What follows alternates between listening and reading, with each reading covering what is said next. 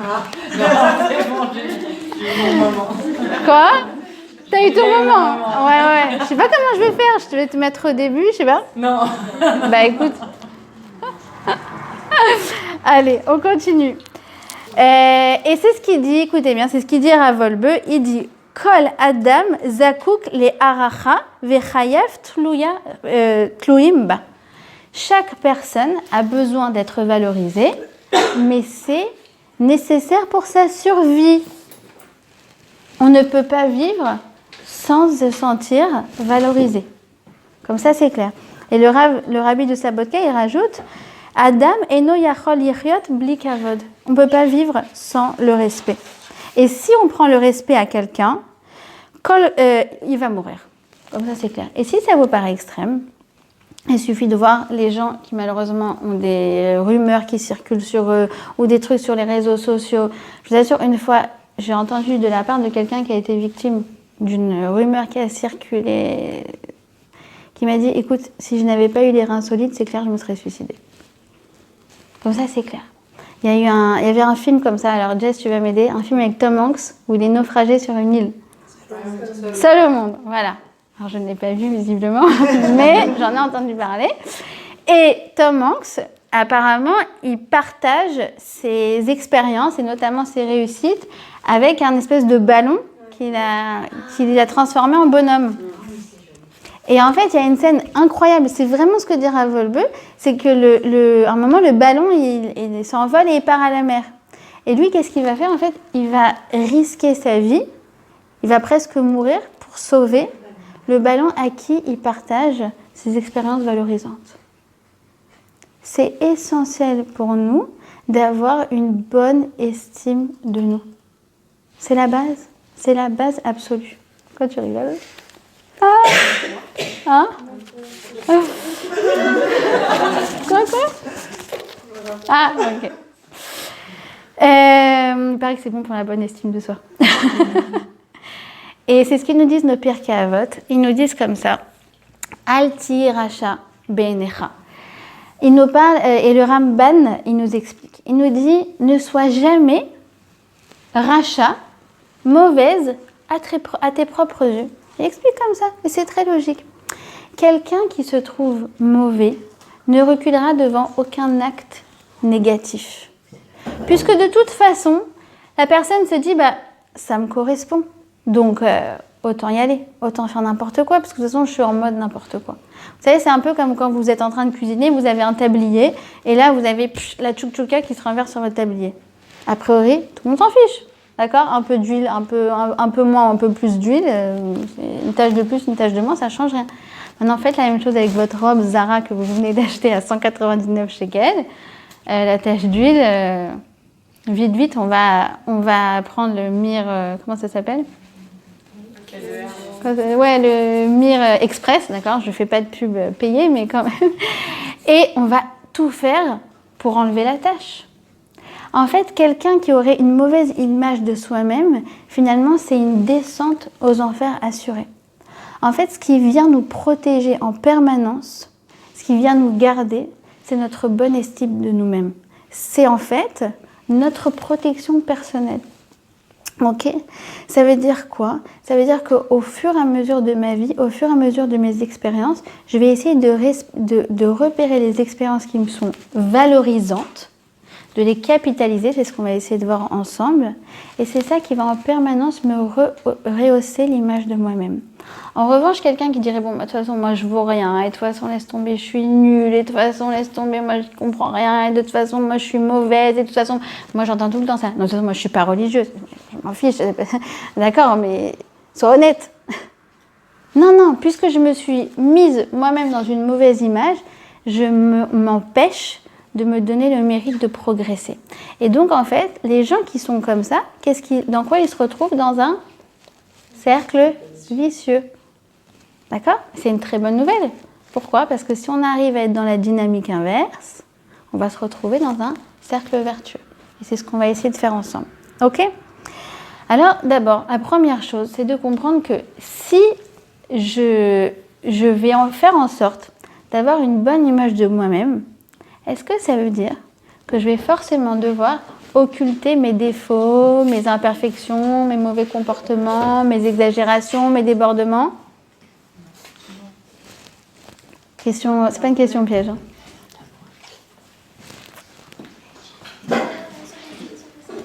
Eh bien, la paracha nous donne la réponse. Vous êtes avec moi? Oui? Vous allez me dire? Ah ben alors, je vais avoir du mal à me tourner vers toi. Hein. La paracha, elle vient nous dire un truc. Elle vient nous dire, regardez, si un homme, il vient au Mishkan et il apporte un bœuf qu'il vient offrir en offrande, mais que ce bœuf, il aurait volé au voisin d'à côté, c'est pas bon, il n'est pas valable. Et là, Chantal, qu'est-ce que vous allez me dire? Si, vous allez me dire, c'est évident.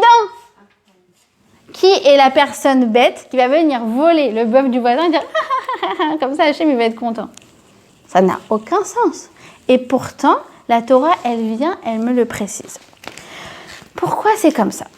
Parce que parfois, on a du mal à assumer nos mauvais comportements.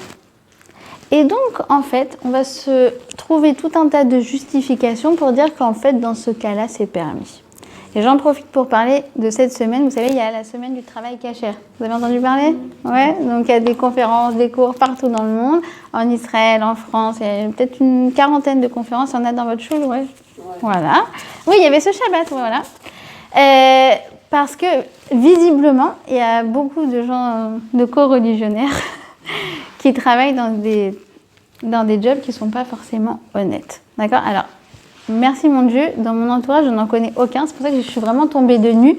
Quand Jérémy Bérébil a dit à mon mari qu'il va faire une semaine du travail cachère, je dis mais qui ça concerne?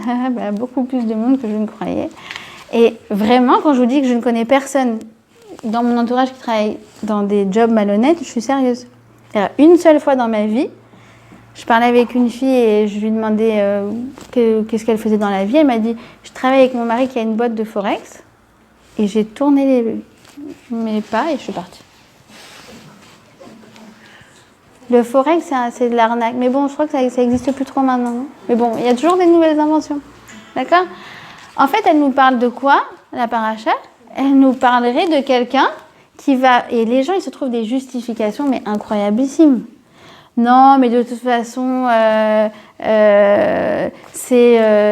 pendant la Seconde Guerre mondiale, ils ont bien volé de l'argent. Mais d'accord, quel rapport? En plus, t'es séfarade, qu'est-ce que tu me parles de...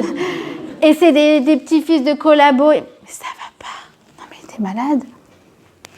Il se trouve des tas de justifications. Ok? Et en fait, c'est quoi le problème? C'est qu'il y a des gens, pour se cachériser, qu'est-ce qu'ils font? Ils arrivent à la synagogue et ils font « Je vais faire un don !» Mais on ne peut pas cachériser du porc.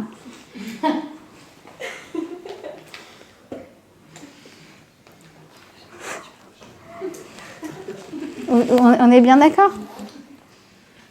Donc Chantal, oui, c'est évident, mais apparemment pas pour tout le monde. Et là, je parle d'un cas extrême, mais nous dit la Torah qu'en fait, on fait tout ça.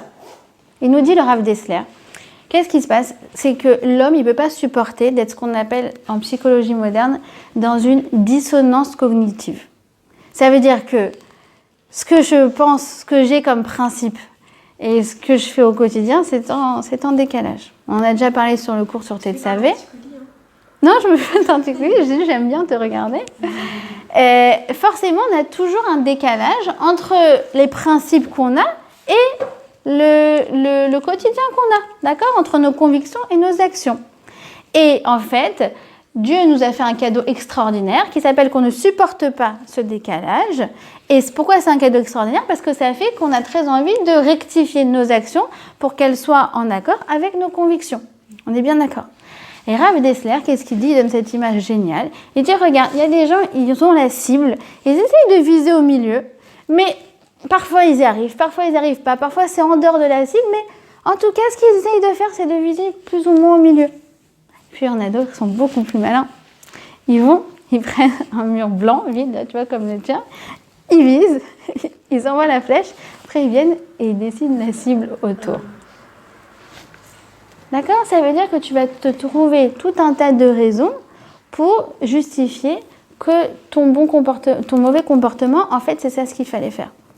Et c'est là que tu vas voir des mamans hyper nerveuses qui vont hurler sur leurs enfants « Ouais, je vais te mettre une raclée !» Et après, elles vont te dire « Non, mais tu comprends, c'est parce que parfois, il faut hausser le ton. » Non, mais tu lui as hurlé dessus, ça va pas, t'es malade. Ne viens pas justifier ton mauvais comportement. Alors en fait, tout l'enjeu, il va se trouver là. Tout l'enjeu, il va être de savoir reconnaître nos débordements, nos mauvais comportements, nos défauts, sans pour autant que ça vienne nous faire perdre confiance en nous. En vérité, c'est ça tout l'enjeu. Parce que c'est vrai que c'est pas facile d'assumer nos défauts, mais on va voir maintenant que c'est pas non plus facile d'assumer nos qualités. Et on va commencer par ça. La première personne qui va nous donner en fait la base de la confiance en nous, c'est Moshe Rabbeinu. Pourquoi Moshe Rabbeinu? Moshe Rabbeinu, c'est en fait une personne qui est extrêmement complexe. Qu'est-ce qui se passe? C'est que lorsqu'il a 80 ans, Dieu se révèle à lui et lui dit « Waouh, c'est toi, tu vas être le leader du peuple juif. » Et Moshe, réponse « Trouve quelqu'un d'autre. » Il ne veut pas y aller. Il veut pas. Il pense que son frère il est plus adapté, il pense que d'autres personnes sont plus adaptées, mais c'est surtout pas lui. En même temps, on le comprend, parce que va sortir 3 millions de personnes d'Égypte, faut se lever de bonne heure. Et la Torah nous dit qu'en fait, à 5 reprises, pas que quand il a été désigné, mais après le Har Sinaï, après d'autres épisodes, à 5 reprises, il va dire « Hachem, je t'en prie, trouve quelqu'un d'autre, mais surtout pas moi ».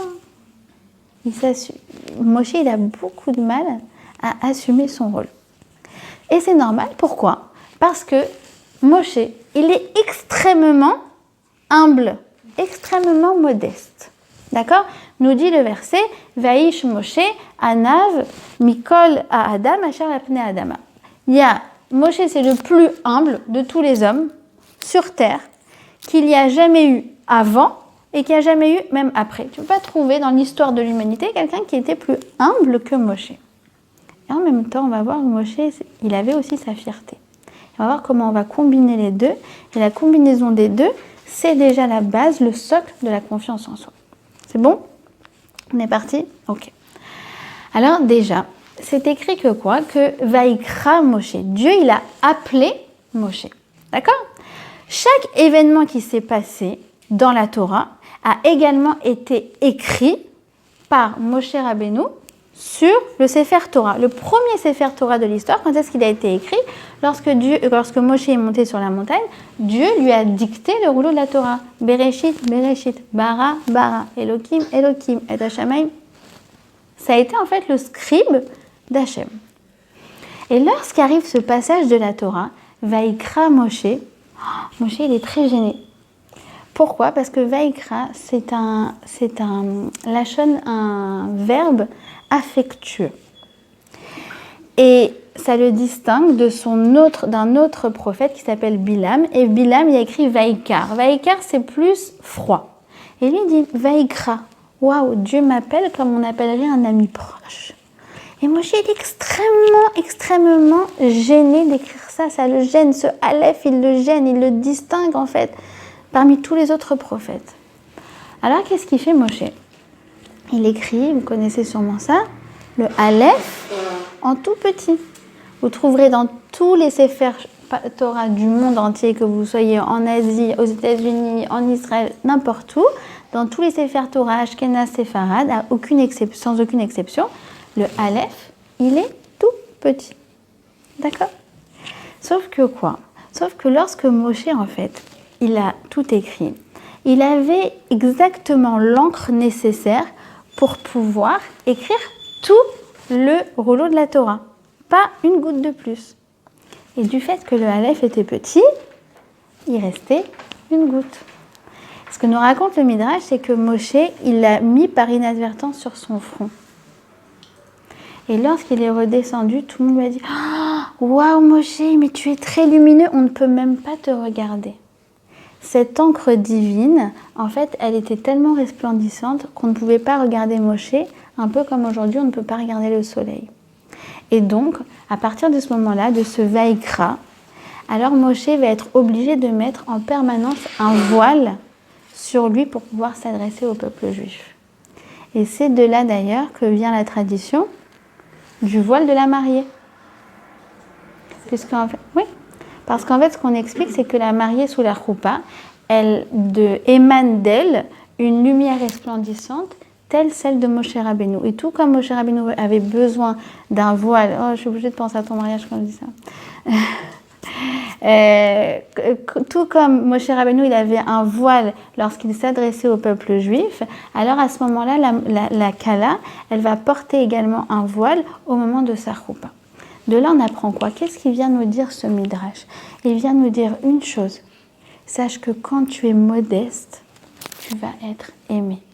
Va jaillir de toi une lumière qui te dépasse. C'est la lumière de ce qu'on appelle le chen, la grâce, quelque chose que tu ne peux même pas expliquer. C'est comme quand tu rencontres quelqu'un et tu dis, alors je l'adore, tu dis, mais alors raconte comment elle est. Je sais pas, je l'adore. Je sais pas comment t'expliquer. Ou comme quand tu rencontres un garçon et il n'est pas très bavard, il est un petit peu timide, il s'exprime brièvement et tu dis, c'est marrant, il m'intrigue ce garçon, il y a quelque chose de mystérieux. Tu le vois une deuxième fois et puis il s'ouvre un petit peu plus. Et la troisième fois également. Et en fait, tu te rends compte que quoi? C'est quelqu'un de humble. C'est devenu très rare dans notre génération. Et que c'est juste la première fois quand tu lui as posé la question et qu'il a dit je sais pas, c'est parce que vraiment il savait pas. C'est pas comme les gens qui ont soi-disant réponse à toutes les questions parce qu'ils savent tout sur tout. C'est pas Wikipédia. C'est extraordinaire. Le chen, écoutez bien, c'est le contraire de la séduction. La séduction, c'est quelqu'un qui vient et qui parle fort et qui sait tout sur tout et qui s'exprime à haute voix et qui se met en avant. Mais à la fin, qu'est-ce qui se passe avec ce genre de personne? Je ne peux plus le supporter. Et le chen, c'est quoi? C'est ce qui vient en fait émaner de la modestie. On s'attache énormément aux gens qui sont humbles et on va définir justement c'est quoi la véritable humilité. Ok? Et donc, ne pas avoir d'ego, c'est quelque chose de positif dans la vie, c'est ce qu'on vient de comprendre. Et c'est la dimension de Moshe. Mais il ne faut pas croire que Moshe n'était pas en même temps quelqu'un d'extrêmement fier. En vérité, humilité et fierté ne sont pas du tout des notions antinomiques. Au contraire, humilité et fierté sont deux notions qui ne peuvent que aller ensemble. D'ailleurs, vous remarquerez que les gens qui se mettent en avant sont en fait des gens qui n'ont pas confiance en eux. 100% des cas. Comment ça marche? D'abord, Moshe, il était fier. Comment je sais que Moshe, il était fier et qu'il connaissait sa valeur? Un peu plus tard dans la Torah, va se passer un épisode où Dieu va sélectionner 2 personnes spéciales parmi le peuple juif. Et comment ça va s'exprimer? Il va dire Bekrovai et Kadesh. Par ces 2 personnes, je vais me sanctifier. La veille de cet événement, qui ça sera Nadav et Avihu. C'est la paracha dans 2 semaines. La veille de cet événement, Moshe, il entend cette voix, il entend cette prophétie, Bekrovai et Kadesh, par 2 personnes, visiblement les plus top du peuple juif. Dieu va venir se sanctifier. Le lendemain, le tirage tombe et figurez-vous que c'est Nadav et Avihu. Et Moshe, il va voir son frère Aaron, il fait « C'est bizarre, parce que hier, j'ai eu une prophétie que Dieu va se sanctifier par les 2 tops du top du peuple juif. J'étais sûre que c'était toi et moi, Aaron. »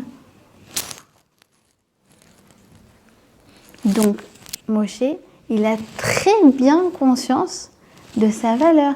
Et d'ailleurs, vous entendez Bekrovai et Kadesh. Krovai, mes proches. Korbanot, proches. Krav, c'est exactement ce qu'on est en train d'étudier ce soir. Kouf, Resh et Vav. Alors de quoi on parle? Le Rav Pinkus, il explique comme ça. Il dit, je t'explique. En fait, c'est très compatible, l'humilité et la fierté. Comment ça marche? Moshe Rabbeinu, sachez-le, c'était vraiment le top du top. Apparemment, il avait toutes les qualités du monde. Il était beau comme Jess, aide-moi. Ryan Gosling. Moi, je suis à l'ancienne toujours. J'allais sortir George Clooney. C'est encore à la mode, non, George Clooney? Oui? Je le vois sur les pubs Nespresso, non? C'est fini? Donc, il était beau comme Ryan Gosling. Il était intelligent comme Einstein. Il était riche comme Bill Gates. Bill Gates, oui. Je ne sais plus. Faut que je revoie mes notes avant de partir.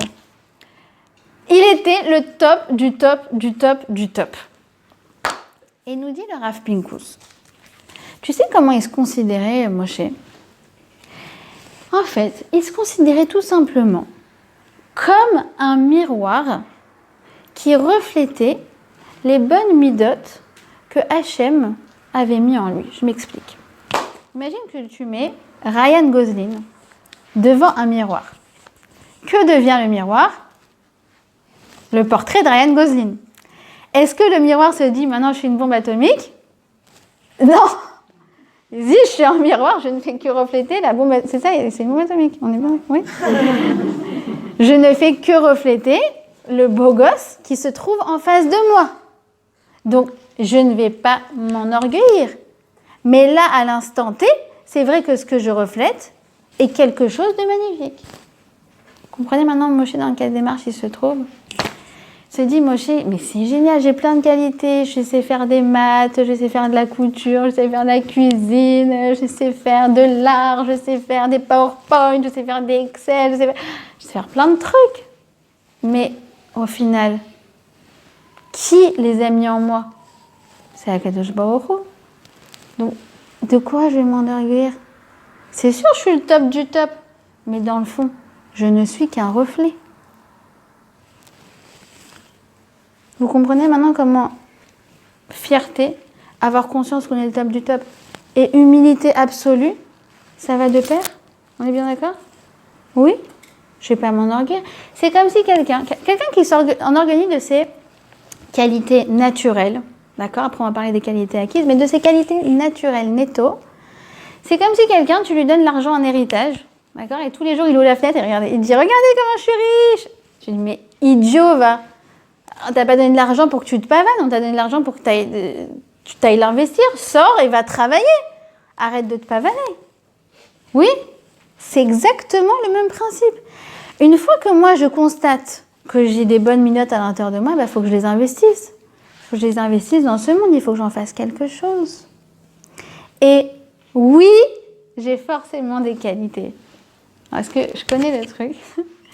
On a fait des fois des expériences comme ça et soit moi, soit quelqu'un disait aux filles, maintenant écrivez vos qualités. Et alors là, moment de solitude extrême. Tu vois, tout le monde avec sa feuille et son stylo, et genre des sueurs froides comme ça. Alors moi, je l'ai fait une fois, il y a très longtemps, et je me rappelle, j'avais écrit 3 mots. C'était sympa, gentil et un peu drôle. Et genre après 1 heure de sueur froide, quoi. Et un jour, j'ai entendu un midrash qui m'a fait tellement de bien, tellement de bien. Nous dit que Adam Arishon, vous savez que Adam Arishon, il a marié Akadosh Baruch Hu, il a marié Adam et Chava. D'accord? Il a été wedding planner, il a été orchestre, il a été, comment on appelle ça, garçon d'honneur, il a tout fait. Et il a même été coiffeur-maquilleur de Madame Chava. D'accord? Quand je parle de midrash, il faut comprendre le midrash, c'est toujours à prendre au sens allégorique. Hein, d'accord? Mais le midrash, il vient toujours nous donner un message. Et nous dit le midrash, sache que Hachem a mis sur Chava 24 bijoux, 24 parures. D'accord? 24 carats chacune, la classe. Qu'est-ce qu'il vient me dire ce midrash? Il vient nous dire que quoi? Que Hachem, il a doté Chava, Ève, de 24 belles midotes qui la rendent belle au quotidien. Et puisque nous sommes toutes des Chava, parce qu'on était toutes inclus dans Ève, nous-mêmes, on est quoi qu'il en soit, dotés de 24 qualités. 24, ce qu'on appelle prédisposition naturelle positive. Donc en vérité, avec notre crayon et notre feuille, on est censé déjà en écrire 24. C'est vrai, c'est universel pour toutes les femmes. Les hommes, je sais pas. C'est pas moi, c'est le Midrash. Hein. Donc, quoi qu'il en soit, maintenant, il faut les trouver. D'accord? Je suis des compétences techniques, je suis bonne en organisation. On en a parlé aussi sur le cours sur la créativité. D'accord? Ça peut être des devoirs d'ailleurs à faire pour la semaine prochaine. D'écrire. Je sais pas, 10, si on en a 24, on peut en écrire au moins 10. Ouais, tu te sens capable? Oui, tu te sens capable? Surfroide. Après, vous n'êtes pas obligé de montrer le papier à tout le monde. Vous pouvez le garder pour vous. D'accord? Donc, je constate et j'exploite. D'accord? C'est aussi ce que nous dit la chassidoute. Moi, c'est quelque chose qui m'a beaucoup rassurée quand j'ai commencé à enseigner parce que je n'avais pas du tout confiance en moi pour faire des cours. Et une fois, une fille m'a dit, mais écoute, la chassidoute, elle dit quoi? Tu connais Aleph, tu enseignes Aleph. Tu connais Bet, tu enseignes Bet. Tu n'as pas besoin de connaître tout l'alphabet pour te mettre à enseigner. Ok, je prends. Ça veut dire que chaque compétence que j'ai, chaque connaissance que j'ai, c'est un cadeau, mais c'est aussi une responsabilité. Parce que si Hachem il a mis ça en moi, c'est que j'ai la responsabilité de l'utiliser à bon escient pour en faire profiter le monde et mon entourage en général. Ok? Et ça, c'est un secret aussi dans l'éducation. Ça veut dire que quand on va voir qu'un enfant il est doué pour quelque chose, la meilleure façon de lui exprimer ça, c'est de dire « Waouh, t'es hyper fort en maths. Grâce à Dieu, t'as des bonnes notes sans avoir besoin de travailler beaucoup. Qu'est-ce que tu vas en faire maintenant? Est-ce que tu vas aider tes petits camarades à mieux comprendre les maths? Ouais, je vois que t'es très fort physiquement.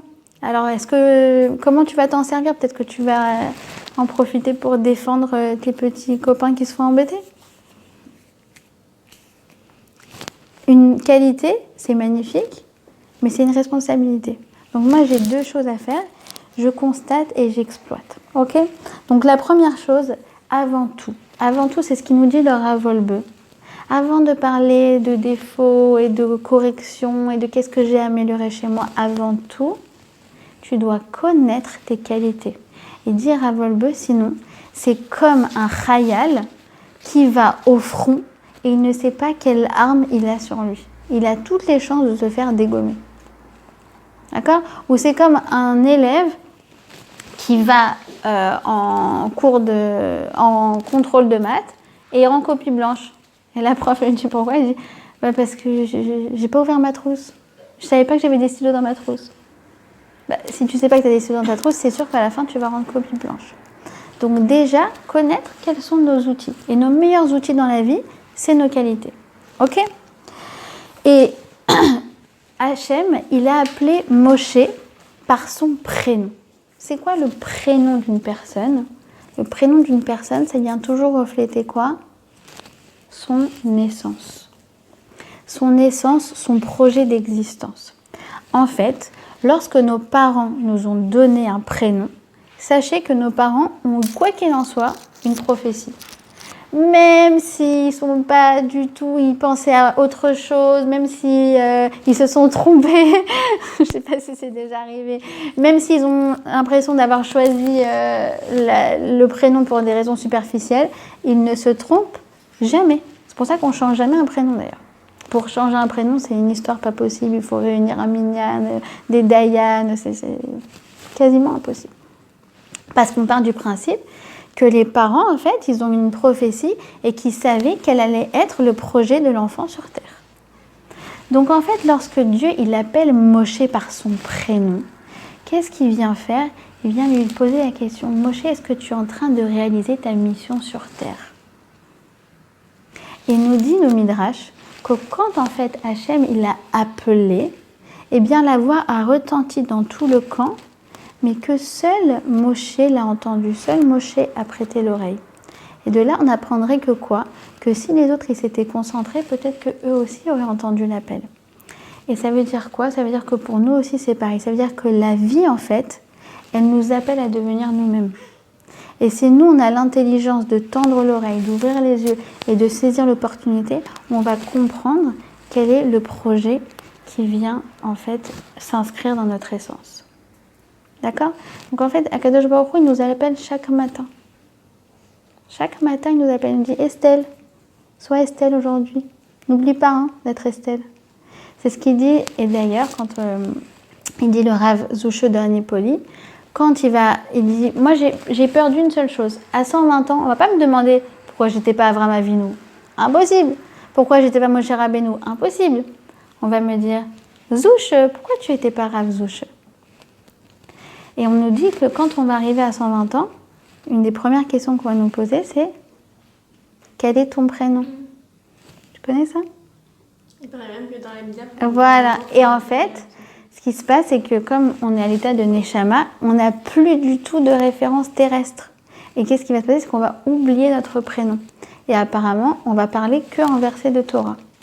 Et donc, c'est la raison pour laquelle, quand on fait l'Amida, comme elle dit Caro, il y a un moment où il y a marqué « insérer un verset » qui commence par la première lettre de votre prénom et qui termine par la dernière lettre de votre prénom. Ouais, vous voyez c'est quoi? C'est parce qu'en fait, ce verset, on doit se le rappeler tous les jours parce que quand on va arriver à 120 ans, on va nous demander notre prénom. La seule chose qu'on saura répondre, c'est ce verset-là.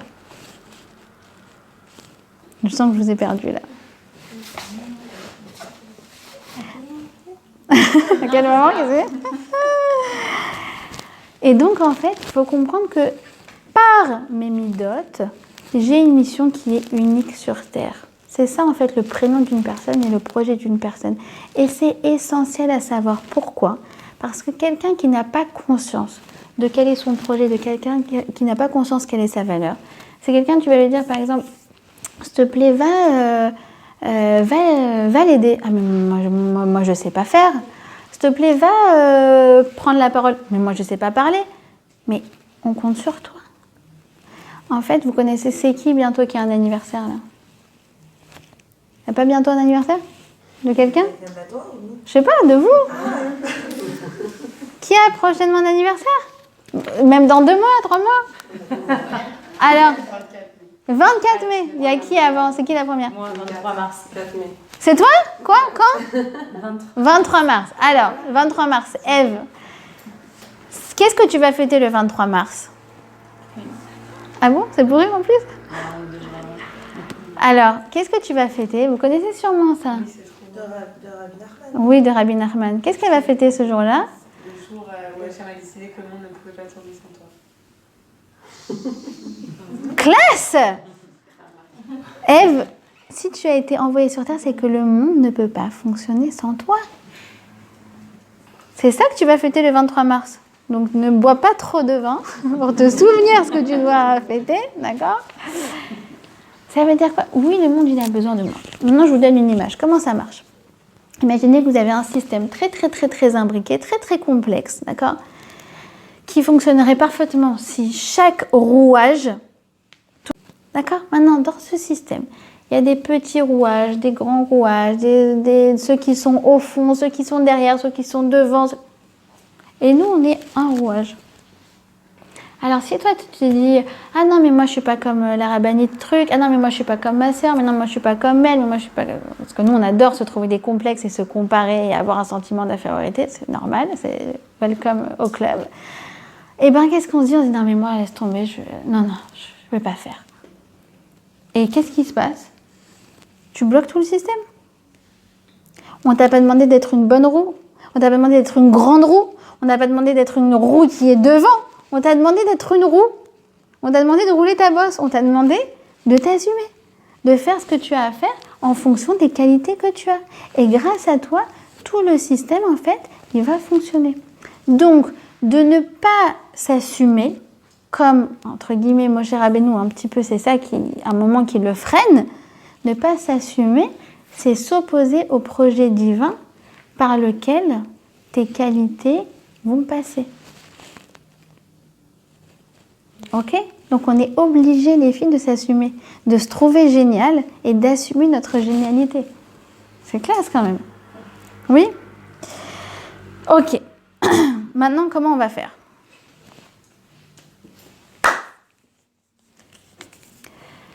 La paracha, elle nous dit quoi? Elle nous dit, imagine que quelqu'un doit apporter un korban. Il est obligé, parce qu'il a une faute à pardonner, parce qu'il y a une raison X ou Y. Et il ne veut pas amener son korban. Il fait le lourd. Il est là, comme ça, il ne veut pas amener son korban. Et là, il y a des rabbins très très méchants qui viennent et qui le frappent. Jusqu'à ce qu'ils disent, ok, Rotse Ani, vous m'avez usé, c'est bon, j'amène mon korban. Alors, son korban est valable. De là, on apprend d'ailleurs qu'un homme qui refuse de donner le guet à sa femme, qu'est-ce qu'on fait? On peut lui faire des pressions, le mettre en prison, pression médiatique, tout ce que tu veux, excommunication. Pourquoi? Pour qu'à la fin, ils disent, ah, Rotse Ani. Et son guet, il est valable. De quoi on parle? C'est quoi ce Rotse Ani? Alors, nos sages, ils nous expliquent que quoi? Que c'est pas parce que tu le forces qu'à la fin, il te dit, tu m'as usé, c'est bon, je le fais, comme la torture. Non, c'est qu'au fond, de toute façon, il veut faire le bien. De toute façon, il veut amener ce korban. On va expliquer. De toute façon, il veut faire le bien. Et quand il dit Rotse Ani, il exprime sa voix intérieure qui est la voix de sa neshama. Et tout ce qui est autour qui l'empêche de faire le bien, c'est quoi? C'est des couches extérieures. C'est ses pulsions, c'est ses traumatismes, c'est ses lourdeurs et c'est ses défauts. Mais sa vraie nature profonde, c'est qu'une personne, elle est bonne et qu'elle veut faire le bien. Ok? Maintenant, évidemment que je ne vais pas m'arrêter là. Voilà, fin du cours. Et on va expliquer ça plus en profondeur. D'abord, ça veut dire que moi, quand je fais une erreur ou j'ai un mauvais comportement, la première chose à comprendre, c'est que si je dois m'attaquer à quelque chose, c'est pas à moi, à mon intériorité, mais à l'acte en soi. Ok? Je m'explique.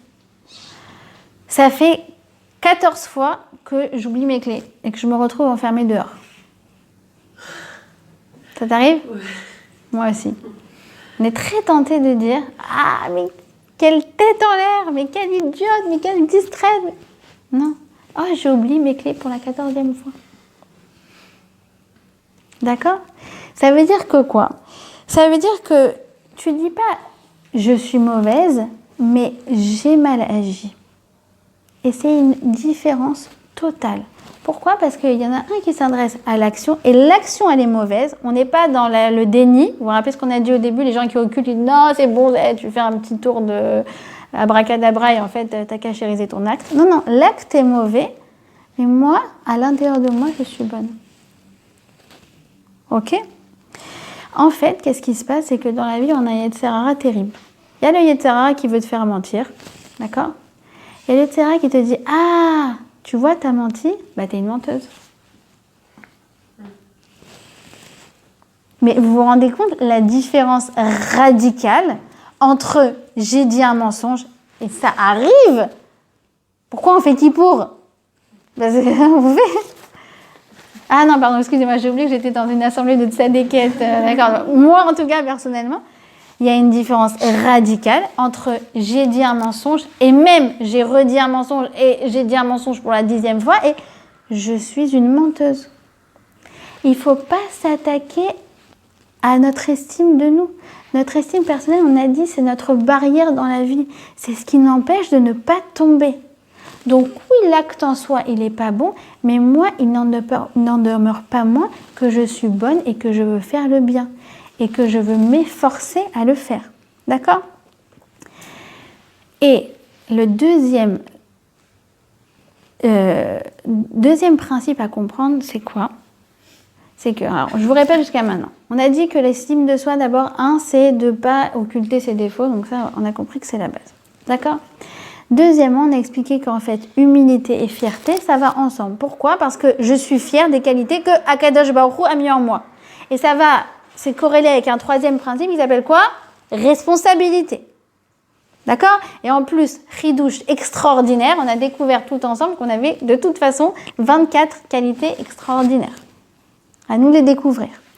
Quatrième principe, même si j'ai l'impression que je suis la plus nulle, la plus naze, la plus méchante, la plus mauvaise copine, la plus mauvaise coloc, la plus mauvaise épouse, la plus mauvaise mère, il ne demeure pas moins que je suis bonne et que je veux faire le bien. Et la preuve, c'est quoi? C'est que quand j'agis mal, ça me dérange. Oui? Je suis mal après. Quand j'ai dit un mensonge. Oui ou non? Je suis mal après. Donc, qu'est-ce qui vient s'exprimer à l'intérieur de moi? C'est ma vraie nature. D'accord? Donc, je ne m'attaque pas à mon intériorité, mais je m'attaque à l'acte. C'est bon? Ok, maintenant on passe à la suite. Et ça, c'est le chidouche absolu. C'est quoi? C'est qu'il faut comprendre que Hachem, il n'a rien mis de mauvais à l'intérieur de nous. Et que même mes défauts sont en fait des qualités cachées. Je m'explique. L'empathie, c'est une qualité magnifique. Oui. Imagine quelqu'un qui n'a pas d'empathie, ça serait la froideur incarnée, ça serait horrible. D'accord? Sauf que quoi? Trop d'empathie, tu sors pas de chez toi. Tu empathies. Merci. Spontanéité. C'est génial. Moi, j'avais une cala, la pauvre, elle me disait, mon mari, il n'est pas du tout spontané. Genre, il réfléchit 3 minutes avant de me dire un truc, j'avais l'angoisse pour elle. Donc, spontanéité, bien sûr, c'est génial. Mais spontanéité au point où tu dis tout ce que tu penses à l'instant T, vous ne pouvez pas avoir une copine comme ça. Tu sors de chez le coiffeur et tu te dis, ah, t'as été chez le toutou, le coiffeur pour toutou. Spontanéité égale vexation suprême. D'accord? D'ailleurs, il dit Rav Lemel, regardez, émet, la vérité, et toem. Toem, ça veut dire concorder, d'accord? S'adapter, c'est les mêmes lettres. Parce que la vérité, c'est jamais la vérité absolue. C'est ce que l'autre est prêt à entendre. Si vraiment j'aime pas sa coupe de cheveux, je suis pas obligée de lui dire. Ok? Être réfléchi, c'est bien, c'est de très bonne qualité, parce que quelqu'un qui n'est pas réfléchi, il est impulsif et il fait tout au quart de tour et ça donne n'importe quoi. Mais trop réfléchi, qu'est-ce que ça donne? Voilà, merci, on ne fait plus rien. Handicapant. C'est pour ça qu'une mida s'appelle une mida. Mida, c'est une mesure. C'est pour ça que quand tu vas chez Zara, tu demandes mida X, S, L, M, parce que c'est une mesure. Ok? Donc, ce que j'ai à l'intérieur de moi, c'est de toute façon, parce qu'on venait, on prend à l'envers. Si quelqu'un, il dit, oh là là, j'en peux plus, je suis tellement, je prends tous les stress des autres sur moi, quelle angoisse, à chaque fois, je dois prendre un Lexomil pour dormir. Je dis, ah oui, alors, effectivement, tu es trop angoissé. Mais il a une qualité magnifique qui s'appelle l'empathie. C'est juste qu'elle est exagérée. Quelqu'un qui dit, ah, j'en peux plus, j'arrive pas à prendre de décision dans la vie parce que tu comprends. C'est super, c'est génial, tu es quelqu'un de réfléchi, mais trop. Vous comprenez comment chaque défaut, on peut le prendre et le transformer en qualité? Donc en fait, dans la vie, tout est une question de dosage. Et il nous dit, le Rav Moshe Shapira, il dit quoi? Il dit que, en fait, de façon un peu plus profonde, tout comme nous, sur notre corps, on est habillé par des habits, XS, XS, M, large, extra large, d'accord? Et bien de même, la Neshama, elle est habillée par des midotes. D'accord? Et en fait, la Neshama, elle veut exprimer ce qu'elle a de plus extraordinaire à l'intérieur d'elle. Et parfois, elle a en fait comme des occultants. Et en fait, c'est pas que je suis impatiente. C'est que j'ai à l'intérieur de moi l'envie d'être patiente, mais il y a quelque chose qui m'occulte et qui m'empêche de faire ce que j'aimerais faire. C'est pas que je suis nerveuse, c'est que Hachem, il a mis à l'intérieur de moi des pulsions. Mais ces pulsions sont des occultants à mes véritables natures, qui est en fait la volonté d'être douce. J'aimerais tellement être douce avec mes enfants. Et donc, en fait, tout travail de midot, tout travail vis-à-vis d'un défaut, c'est déjà de reconnaître que c'est une qualité cachée. Et là, ça va me donner une méthodologie extraordinaire quand je vais vouloir régler mes mauvais comportements. Comment ça s'appelle? Ça s'appelle, en ivrite, la parshanout riyuvit. En français, réinterprétation positive. Je suis lente ou je suis pondérée? Je suis balagane ou je suis créative? Je suis colérique ou je supporte pas l'injustice? En fait, qu'est-ce qui se passe? C'est que nous, surtout là dernièrement dans notre génération, on a tendance, quand on voit un défaut, à psychoter en mode psychanalyse et à retourner dans des trucs. Genre, c'est parce que quand j'étais petite, ma mère à 2 ans, elle m'a fait un traumatisme et après la maîtresse, elle m'a mis au coin et tout le monde s'est moqué de moi et j'ai été humiliée et depuis ce jour-là, je n'arrive pas à m'en... Attaque-toi à l'acte. Pas toute l'histoire et l'historique qui se cache derrière ça. Ça ne mène nulle part. Et si tu veux rectifier l'acte, nous dit le Rav Salanter, c'est par des petits exercices au quotidien. Une mida, on a dit, c'est comme une mesure. Et de la même façon, un muscle, vous savez, un muscle n'a pas une mesure fixe. Il peut s'atrophier, tout comme il peut se renforcer. Tout dépend de quoi? De si je fais de l'exercice ou pas. Donc, je veux travailler sur ma générosité. À moi de m'entraîner quotidiennement à faire quoi? Non pas ça, mais ça. D'accord? C'est pour ça que la Torah nous dit, quoi qu'il en soit, chaque jour, tu mets une petite pièce dans la boîte de Tzedaka. Même 10 centimes, je m'en fiche, mais fais-le. Alors tu peux dire, écoute, viens on fait le calcul, 10 centimes fois 365 jours, ça fait combien? Combien ça fait? Aidez-moi. 36 shekels 50, c'est tout? Bon, alors on va dire, voilà, quelqu'un il a du mal à donner. C'est son don annuel, 36 shekels 50. Il dit, bah écoute, viens, on va pas faire les lourds. Chaque jour, on met 10 centimes, ça va, je te fais un chèque, la classe, 36 shekels 50. Allez, on a rendu à 37. Tu dis, non, je voudrais pas ça. Je veux que chaque jour, tu mettes 10 centimes. Pourquoi? Parce que ce qui compte, au final, c'est pas tellement le résultat, on s'en fiche. C'est que toi, chaque jour, tu t'es entraîné à donner. C'est comme ça qu'on rectifie un trait de caractère. C'est pas plus mystérieux que ça. Faut pas remonter à ta grand-mère. Non, moi j'ai déjà entendu ça. Non, parce que je suis un Gilgoul. Ouloulou. C'est tombé des histoires. Ok. D'ailleurs, j'ai entendu une histoire magnifique du Rav Yakovson, qui, donc lui, il s'occupe d'une yeshiva d'enfants qui sont, c'est un peu des délinquants, d'accord? C'est Madame Benzaken qui a raconté ça. Si vous voulez, c'est un peu la correctionnelle, mais pour des mineurs religieux. Et donc, ils ont tous entre 15 et 18 ans, et c'est très hard. Et un jour, il y en a un qui arrive, un nouveau, et il dit bonjour, Naïm Meod, bienvenue, comment tu t'appelles? Il lui dit, je m'appelle Shimon, mais je vous préviens, je suis un menteur exacerbé. Il dit, eh ben sache une chose, que si vraiment tu étais un menteur, eh ben tu m'aurais pas dit ça. Donc, t'es pas un si gros menteur que ça. Et l'autre, choc. Alors il a beaucoup aidé en fait, et il s'est rendu compte que cette personne-là était détentrice d'une imagination florissante. Et que parfois même la réalité et l'imaginaire, ça se mélangeait un petit peu. Et en fait, il l'a poussé à écrire, et c'est devenu en fait un écrivain de romans très connu. Il n'a jamais dévoilé le nom, c'est peut-être quelqu'un qu'on lit, mais en fait, à partir de la réinterprétation positive, on va pouvoir orienter une mida de façon positive. Parce que Hachem n'a rien mis de mauvais en nous. En fait, qu'est-ce qui se passe? C'est qu'on a, comme on a dit, des midotes. Un mida, c'est des dosages. Et chacune est unique, on l'a expliqué tout à l'heure. Et c'est quoi notre unicité finalement? C'est ce dosage qui est propre à chacune. En fait, chacune, c'est un cocktail personnel. Il y en a une, elle a un peu plus de nervosité, l'autre, elle en a un peu moins. Il y en a une, elle a un peu plus de douceur et l'autre un peu moins. Il y en a une, elle a un peu plus l'esprit mathématique et l'autre l'esprit littéraire. Mais ça, version 1 million de qualités.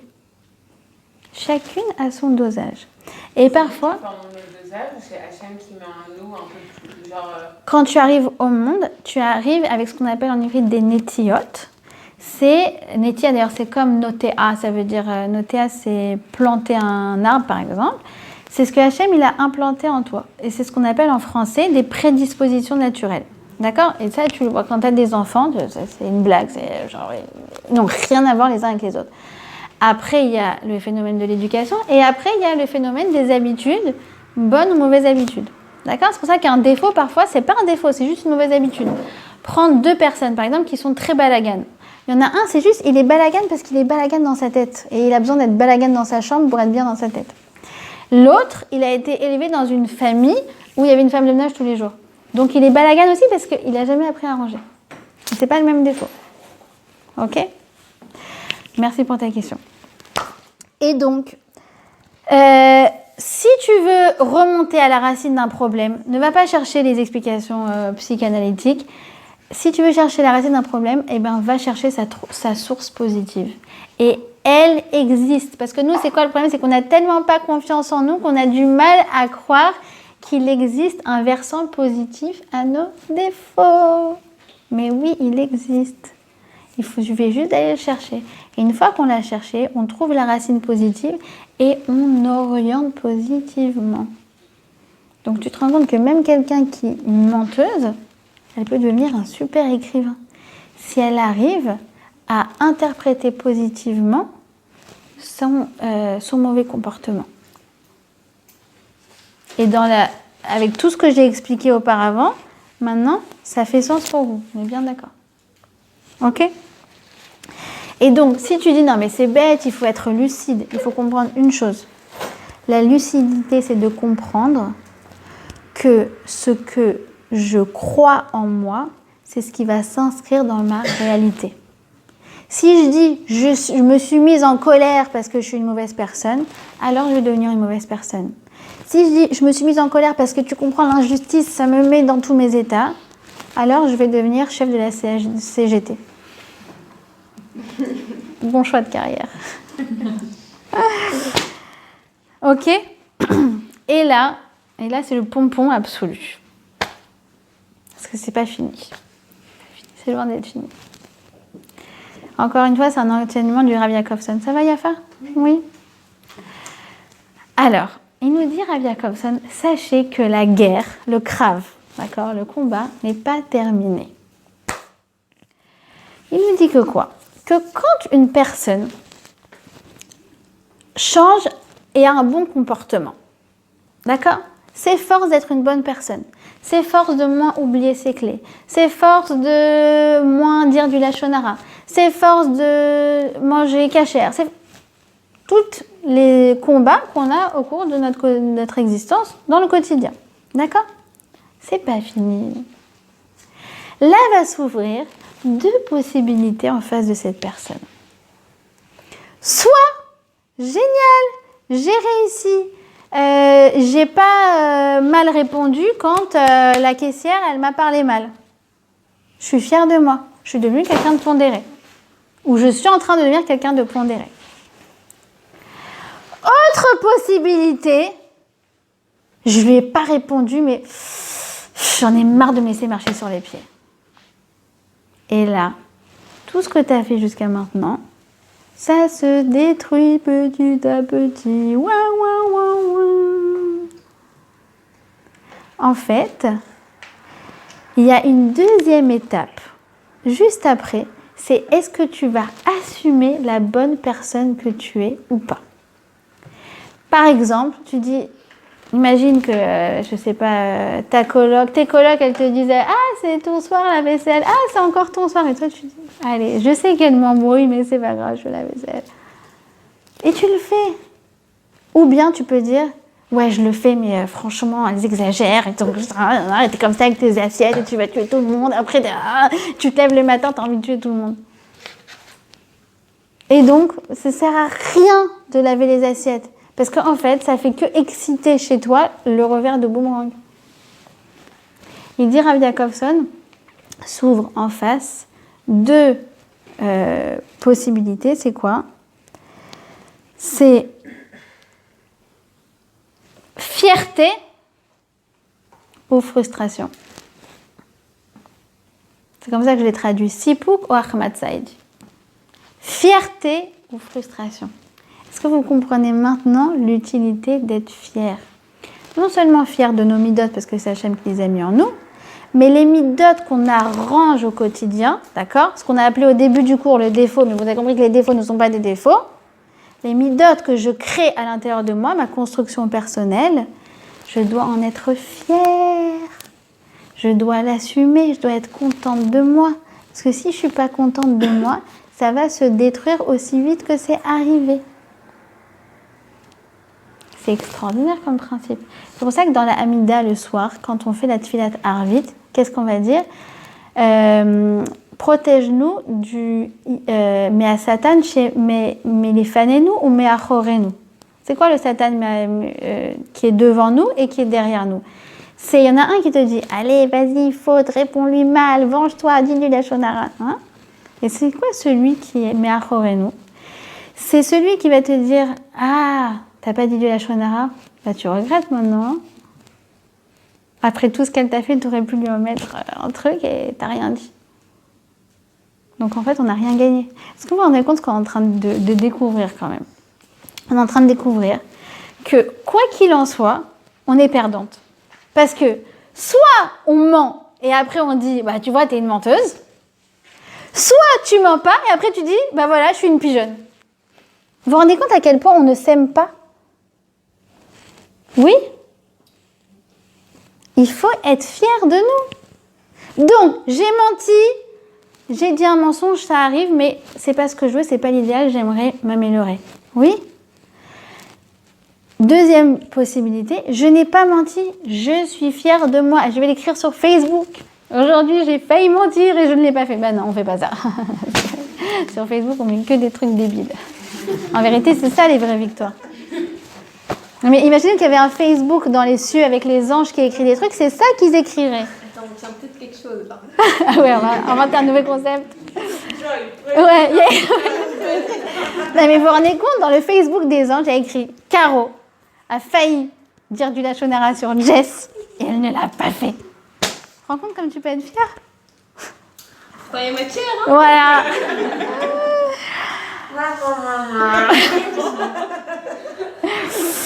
Donc, la base saine, c'est de s'estimer soi-même, se respecter soi-même, s'aimer soi-même.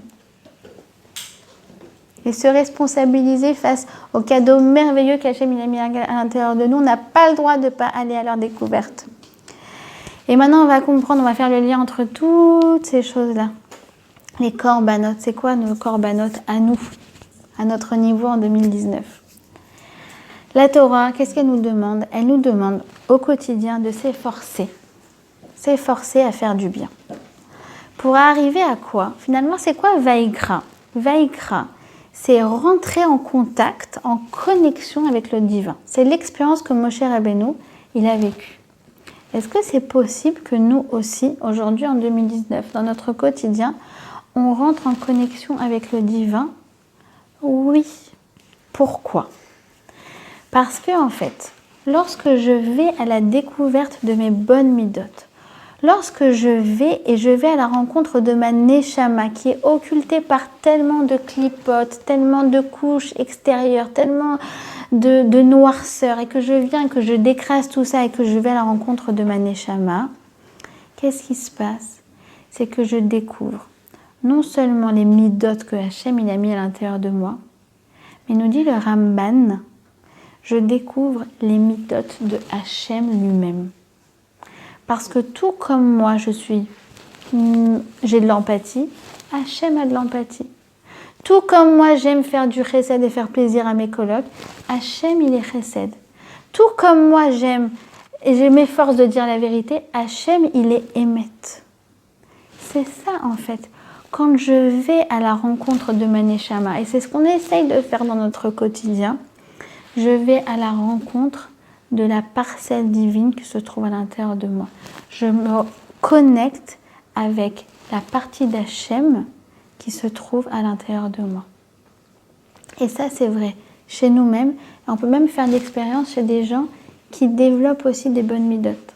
Celles qui étaient la semaine dernière à la Seudat Aminim, elles ont fait connaissance avec la fiancée de Binyamin Ben Sarah. Donc, Binyamin Ben Sarah, c'est quelqu'un extraordinaire qui, du jour au lendemain, a découvert une maladie. Bezrat Hashem, il va s'en sortir et il doit se marier dans 2 semaines. Et tu les vois, l'un comme l'autre, le sourire tout le temps. ça va aller, ils sont positifs, ils sont doux, jamais un mot négatif. À chaque fois, elle me dit, mais quelle chance on a d'être entouré par tellement de bons médecins, mais quelle chance j'ai. Alors, Mélanie, qui l'a découvert la semaine dernière, parce que ça fait plusieurs semaines que j'en parle, elle m'a dit, bon, c'est vrai que tu en as parlé, mais quand tu la rencontres, là, tu comprends de quel tzaddik il s'agit. Et on est entouré de tzaddikim et de tzaddikettes. Donc, quand je vais à la rencontre de ces personnes qui développent des bonnes midotes, tu as l'impression d'être vraiment en connexion avec Dieu. La partie de Dieu qui se trouve à l'intérieur de eux. Comme il dit le Balatania, c'est quoi la Neshama? Chelek Eloka Mimal Mamash. C'est quoi? C'est un bout d'Akadosh Baruch Hu qu'on a mis dans un corps qui est fini. C'est une puissance infinie, une lumière infinie qui est occultée par des couches extérieures, mais sa puissance est tellement lumineuse et tellement infinie. C'est ça en fait, rentrer en connexion avec le divin. Et maintenant, on va découvrir en fait c'est quoi tout ce lien entre les korban et le krav et on a dit quoi? Et karov. Dans ma vie, je dois faire des korbanot. C'est quoi des korbanot? Des sacrifices. Je dois faire des efforts. Et la vie attend de moi que je m'efforce à quoi? À être une meilleure personne. Et de là va s'ouvrir face à moi deux possibilités. Soit le krav. C'est quoi le krav? Je suis en guerre avec moi-même. Pourquoi? Parce que ça m'énerve d'être une aussi bonne personne. Ou bien, alors, c'est quoi la deuxième possibilité?